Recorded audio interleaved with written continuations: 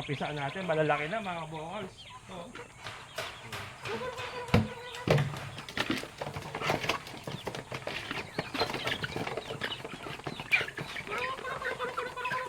ito naman po yung mga sabata. Ayan. So mix pa rin po ng Deca Brown. Ito may ano tayo, may Dong Tao Shamu. Ayan o, Dong Tao Shamu. May Kabir tayo dyan. May Deca Brown pa rin. Ayan. Mas bata po yan, mas maliliit, kaya hindi ko muna isinama. So, and then dry feeding pa rin sila ng starter. Yung mga nandun kasi naka-wet feeding na ng darak sa mais. Ito yung mas bata-bata pa. Mas bata-bata pa. Ito yung mga mas bata-bata pa. Yan, mas marami to. Ayan mga kabokals. Tuloy-tuloy lang ating production. Pero yun nga, nasa selecting stage pa rin tayo ng ating mga future breeders. And mga pamalit natin na layers. So,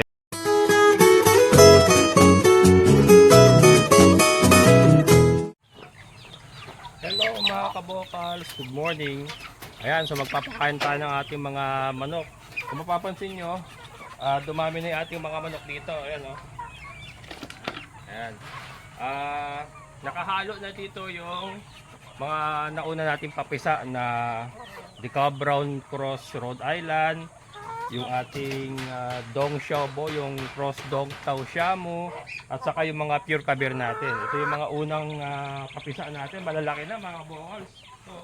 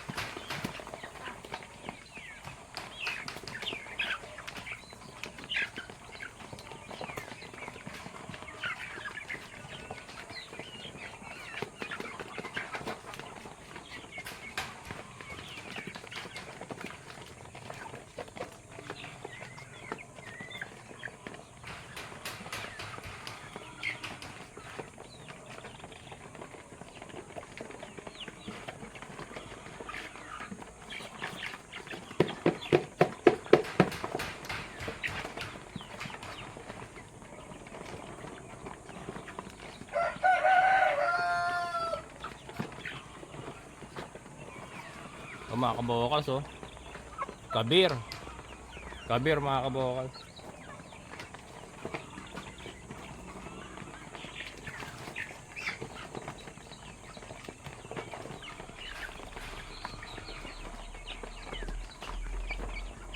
Ito naman yung Cross Deca Brown Rhode Island mga kabokals, oh.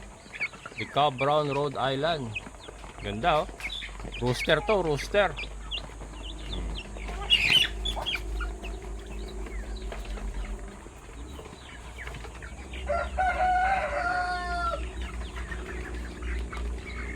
And ito yung ano, isa sa mga pamalit natin mga layers.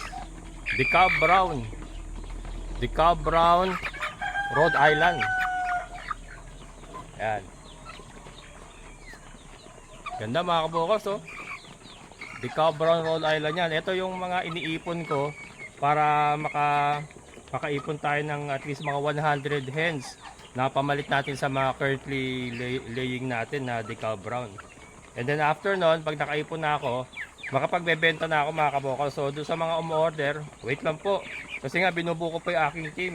Yung aking kabokals Gilas team.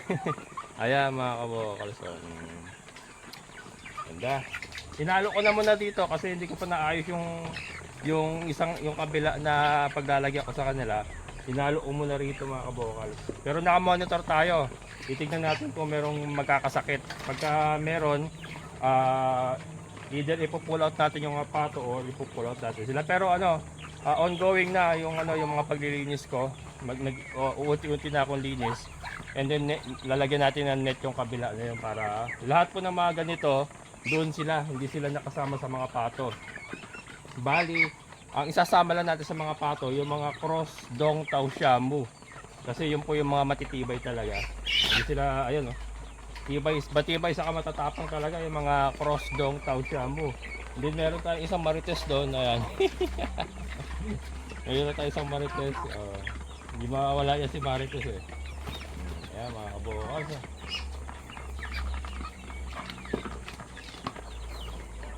Ito naman yung isang ano natin mga kabukas oh. Dumi mo ah.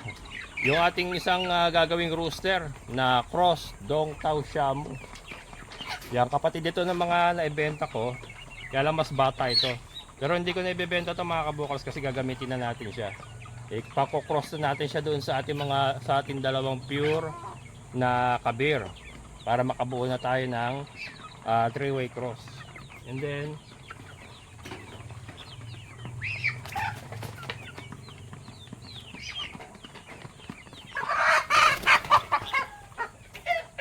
and then ito naman yung ating mga future hens mga kabukals.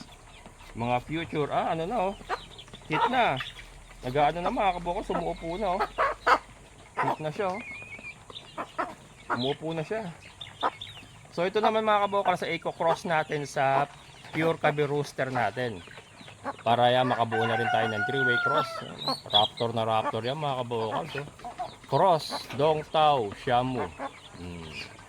Future hens. Ito yung mga hens natin. Habang hinihintay natin yung mga maliliit na lumaki, gagamitin na natin ito do sa parents ng mga kabir para ano, makita na natin talaga kung ano yung kalalabasan ng 3-way cross. Ayan. Pakita ko naman sa inyo mga kabukas yung mga sisiw na nakakulong pa. So yan, ito po ang kanilang alpasan. Ayan, hanggang dyan sila. May mga naglilimlim tayo yung ducks. Tatlo lang itlog ng nililimliman ng isa. Ayan. Hanggang doon sila sa silong mga kabukal. Hanggang sa silong sila. Ito survival of the fittest to. Kasi ito ipipilian pa natin ng mga breeders eh. Hindi naman ito mga pambenta mga kabukals. Mga future breeders yan. So marami pong makakatay dyan. Yung maliit, yung mga mamamayat, yung mga magkakasakit, ay ipauulam na natin kay Beauty. Ayan, gutom ka na ba Beauty? Gutom na ang Beauty ka? Ito mga kabukals, kung saan ako nandun din siya. Hindi lang siya makapasok dito eh. Pero sunod na sunod. Na? Gusto mo mag-play lagi na? Gusto mo mag-play lagi ha? Gusto mag-play. Yan, napakabit na aso mga kabukals. Si Beauty. Yan ang ating English bully. Bully. Oh, malaglag. Yan ka lang. Malaglag. Asan yung kalaro mo? Si Bella. Ayan.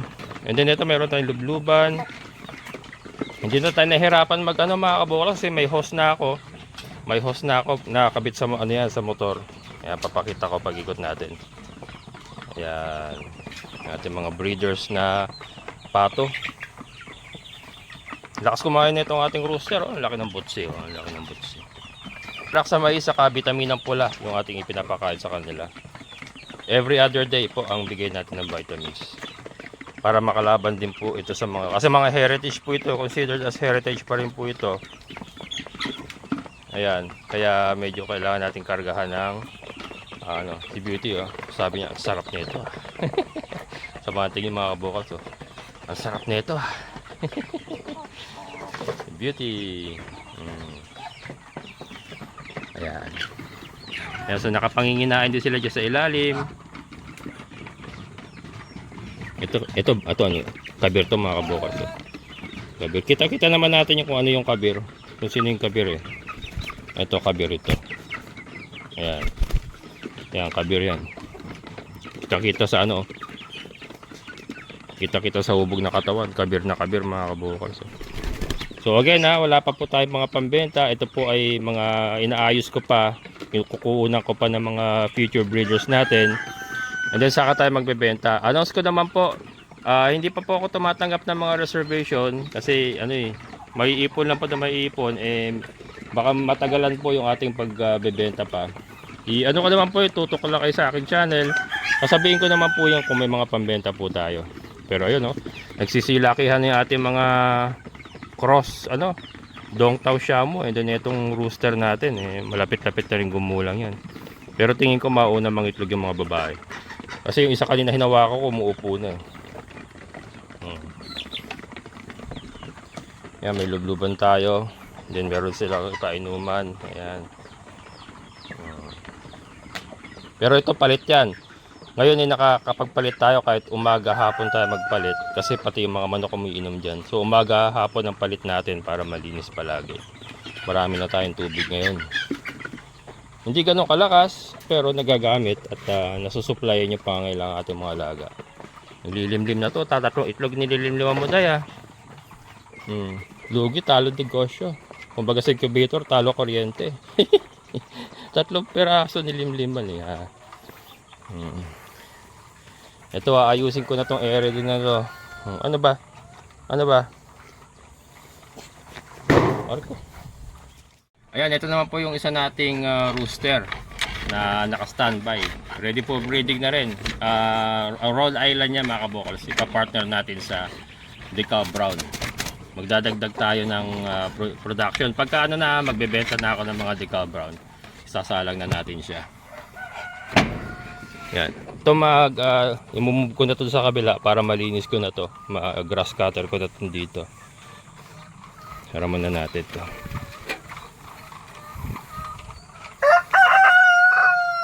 Unti-unti lilinisin ko mga kabukals itong ating area. Then ito yung ating motor nga. Yan. Nilagyan ko na ng hose. Yan. Naka-hose na yan. Pak. Papunta ron. Para hindi na tayo magbibit-bit. Masakit din sa kamay yung yung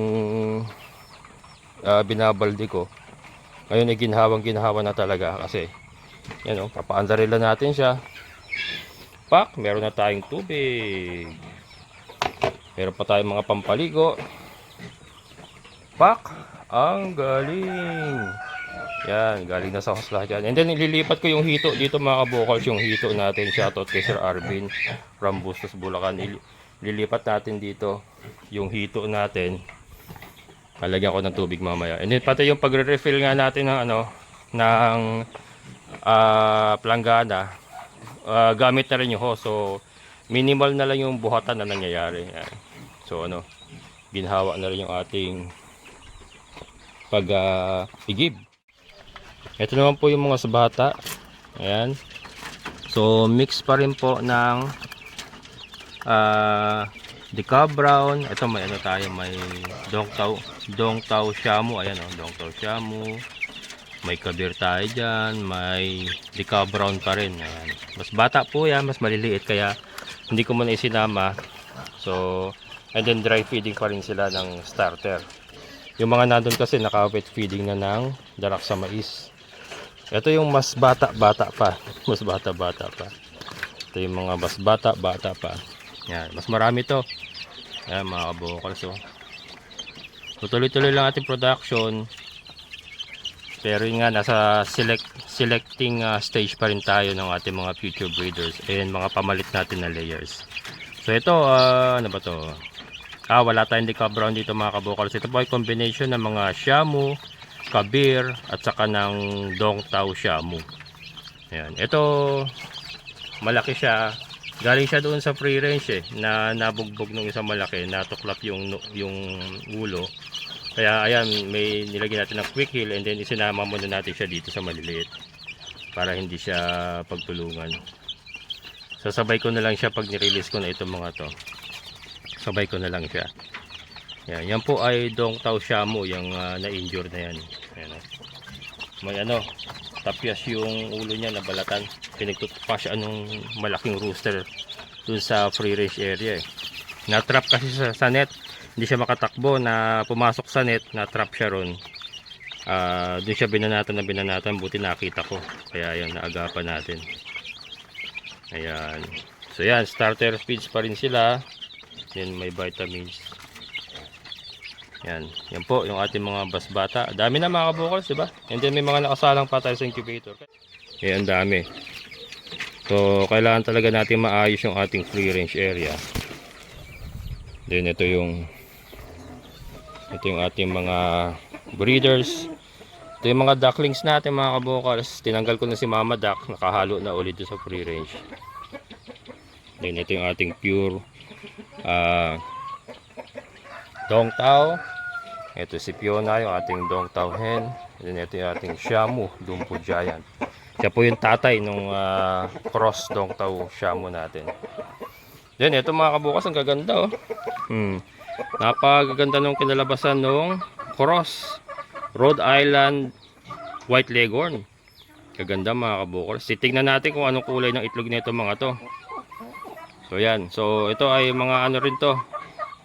Materialis din po ito para sa ating egg business. Yan yung ating cross. Oo daw. Oh. Yeah, mga materialis natin yan. Tignan natin kung anong kulay ng kanilang itlog. Bala ko rin paramihin. Ayan. And then ito nga yung isang set natin ng Decab Brown Rhode Island. So yung isang pinakita kong rooster kanina, paparisan ko din uli ng 6 pa uli. Magdadagdag ako ng isang fly pen para dalawang set yung ating breeders. Makapagbebenta na tayo. So yan, lahat po yan nakaumang na mga kabukal. So wait lang po doon sa mga nag-aabang ng Decab Brown Cross Rhode Island. Hindi po pure Cross Rhode Island po sila. Pero yan, doon sa mga nauna, makikita natin ang kulay ng itlog pagka nagamit ko na sila. Kung ganun pa rin katingkad ang pagka-brown ng itlog nila.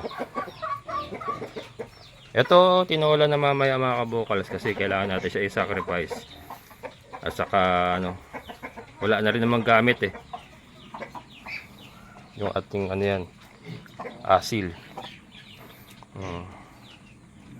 Ito yung mga kabir. Ito yung sinasabi ko na ipapares ko dun sa cross Dong Tao Shamu. Ito yung rooster, kukross ko dun sa mga babae. And then ito yung dalawang hens na ikukross ko dun sa isang rooster na cross Dong Tao Shamu.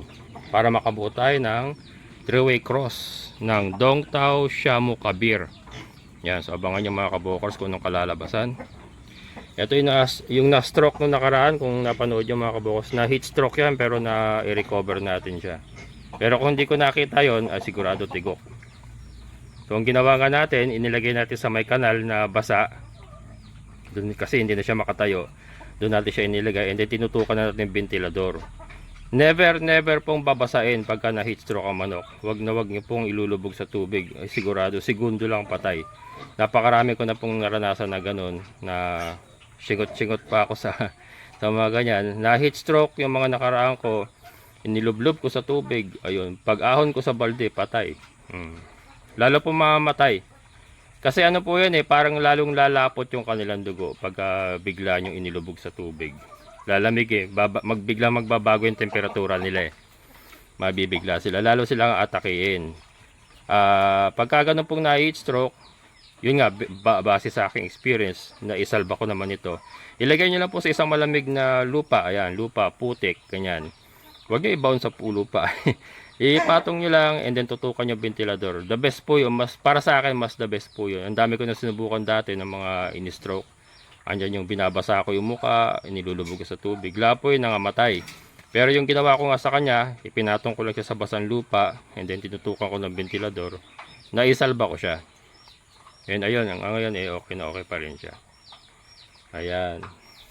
Ito yung Shamu natin, Tanaka. Hindi mo inubos yung pagkain mo. And then ito yung ating matikas na White Leghorn. Ayan.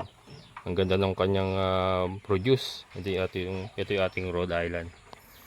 Yung isang Rhode Island natin may sapola. Kaya pinapapayat ko pa. Kaya lang hanggang ngayon hindi pa nangitlog. May sapolo. Pagka may sapola mga kabukals, ibig sabihin napakalaki ng puwet. ibig sabihin nun, yung puwet niya puro taba yun. Puro taba, kaya hindi nangingitlog. Sapola po ang tawag doon. Kaya pinapapayat ko siya, ilang beses ko nang pinurga, pero hanggang ngayon hindi pa nangingitlog. So pagka ganon, nagtagal siya ng ganon, baka ano, kailangan na natin i-sacrifice kasi baka sira na, hindi na ubra talaga.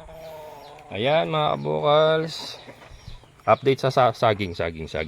Ito, malapit na to, ayusin natin yan, magdadabo na tayo. Sila Tatay Saro mamayang gabi, ayan, atinin pa, standby muna yung mga gamit nila. Mamayang gabi po sila titirada. At hindi kaya ni Tata Saro yung init na bumibigay na yung matanda rin talaga sa init. Inuubo na nga. So mag-start sila ng alas 4 ng hapon hanggang gabi, diretsuhan na yon. May kuryente naman tayo dito, ilaw. Mag-iilaw na lang. Ito yung ating saging mga kabokals. Garvandish. And then yung isa ay namunga na rin yung isa nating saging dito mga kabokals. Ito i-grass cutter ko na tong area na to. Ayan mga kabokals. Pares yan, Garvandish din yan.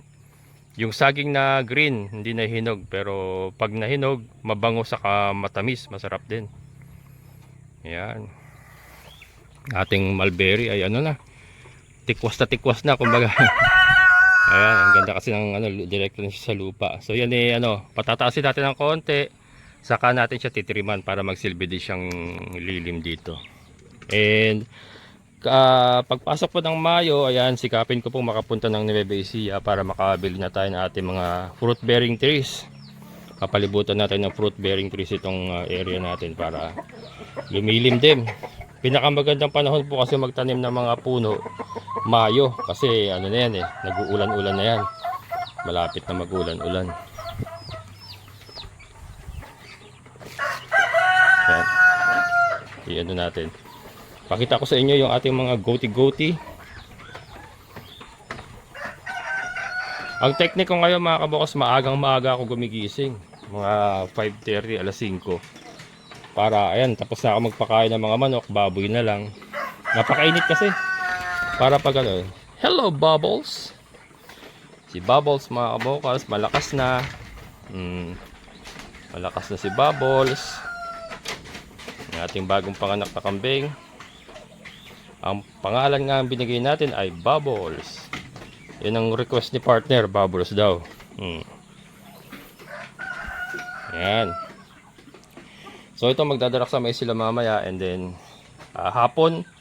bandang hapon inilalabas ko yung mga inahin. Iniiwan ko si Bubbles muna kasi may stray dog sa labas, baka madali. Masyado pa siya maliit. Pero pag kaya niya na, katulad na siya ni Snow. Si Snow kasi sumasama na. Ay pa pwede na rin siya sumama sa labas. Sa ngayon kasi pinalalago ko muna yung mga damo kasi talagang pudpud na pudpud mga kabukals. Shoutout kay Sir June. Pudpud na pudpud yung lote ni Sir June na ginagawa nga nating alpaso ng mga kambing natin. Pinapabuelo ko muna. Tisay next month, mga anak na rin yan. Ayun, yung mga napier natin sa kabilang lote ni Sir June na kukunan natin kahit paano. Ayan. So yan. Relax muna sila. Dagol brother. Yan po si Dagol. Hindi pa sila kumain. Gatas na itong video, magpapakain na ako ng kambing sa baboy.